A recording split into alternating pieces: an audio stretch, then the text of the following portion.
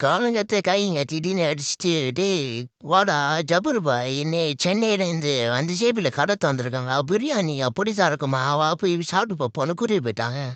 சரி நானும் போயிட்டு, அங்க போனா பொண்ணு கியூ.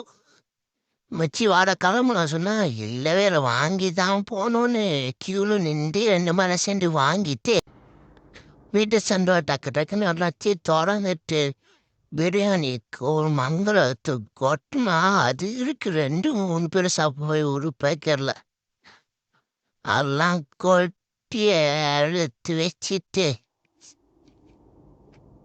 அப்புறம் சிக்கன் 65 வாங்கணும் அதுவும் கொட்டிட்டு பிரியாணி உண்மையாக நல்லா இருந்துச்சு. நல்லா வயிறு முட்டை சாப்பிட்டோம். சோறு எல்லாம் நல்லா இருந்துச்சு. அதுவும் ஆடு ஆடும் நல்லா ஸ்மூத்தாக இருந்துச்சு. அப்புறம் சிக்கன் 65 செம்ம நல்லா கிரிப்ஸியாக செம்மையாக இருந்துச்சு.